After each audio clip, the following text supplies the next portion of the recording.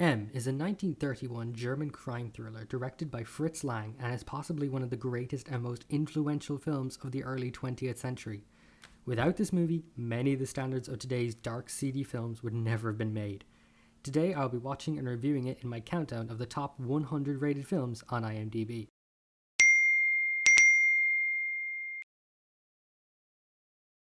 In this series, I aim to watch all of the top 100 films on IMDb and see what they have to offer as films, to their audiences, and if they deserve to be in the top 100. At the end of each review, I'll be giving them my own personal ranking. Do remember though that everything I say in these videos are my opinions and interpretations of these films. I'll be discussing spoilers, so if that bothers you, feel free to skip to the end to hear my final verdict. I'll put a timestamp. I'm using the IMDb list as it is in my view the most respected and fair film review sites. All clips used in this video are used in accordance with fair use.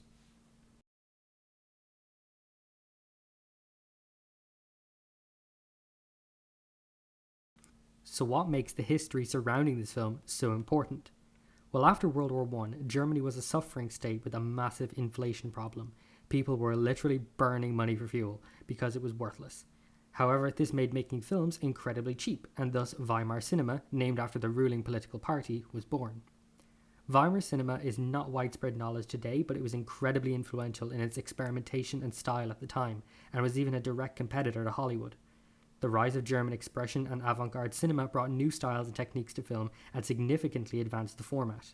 When the Nazi Party took over Germany, many of the important figures of Weimar cinema fled to America, bringing their expertise and talent with them. Among them was Fritz Lang. When Lang released M in 1931, it was unlike anything seen before. Its story pulled no punches and was not afraid to be dark, grisly, and violent. Hollywood and American audiences would have been shocked by its audacity to portray such terrifying subject matter, but that is what makes it so special and influential. Without the approaches to narrative and storytelling that Lang brought to M, we wouldn't have other marvelous murder mystery thrillers such as Zodiac or Seven, just to name so few. So let's talk about the film.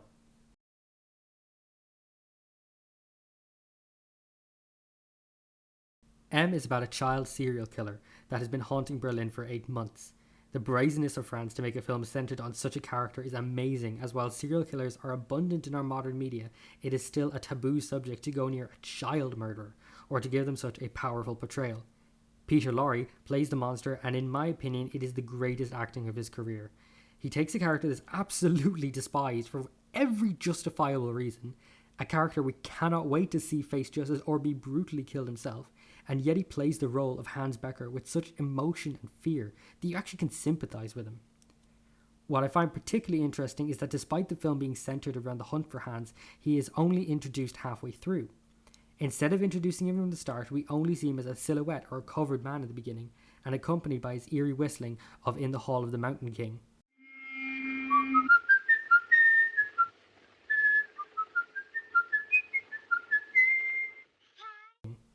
This idea of giving the villain a motif is something that has been used in countless films since and has become as a staple of the thriller and crime genre.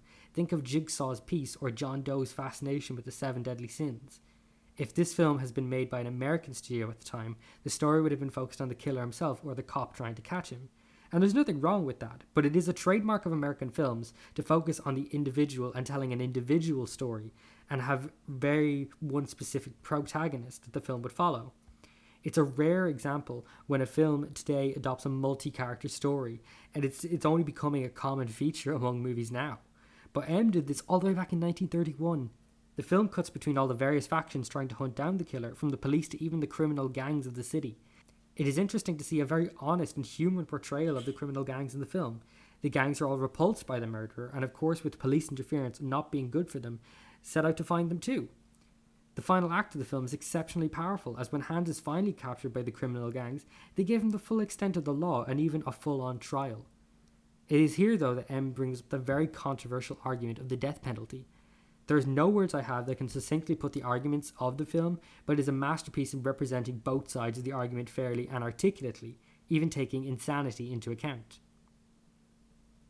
It is a very interesting scene to watch, even if you are interested in the topic or undecided, or even if you are decided. I think it's very important to see maybe from the opposite perspective, and it's incredible that that type of topic was debated in an early 1930s film, and it could be used to provoke critical thinking to the audience.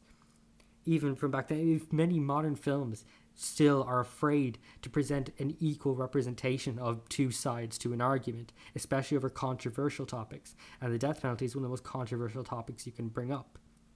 The ambiguous ending of the film doesn't preach to the viewer either, but instead allows them to make up their own mind.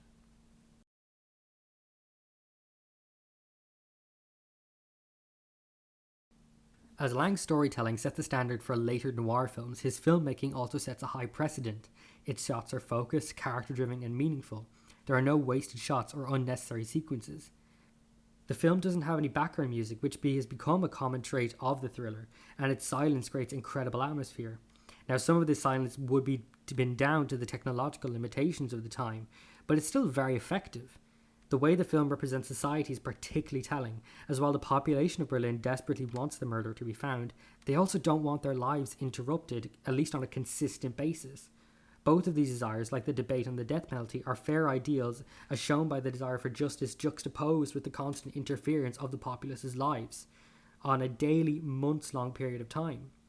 This is really relevant right now because think of the COVID pandemic. We all want COVID to be cured and over, and we're willing to lock everything down until we are at a safe point in society where we can start to have our normal lives. But we also desperately want our normal lives.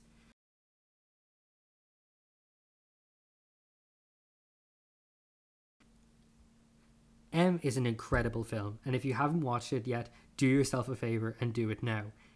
It is relevant, powerful, impactful, daring, and most importantly, has been so influential to cinema as a whole. As it's the only film I've watched so far of this top 100, it has to sit at spot number 1. So to give a fair score, I give this film a Roman numeral M out of 10.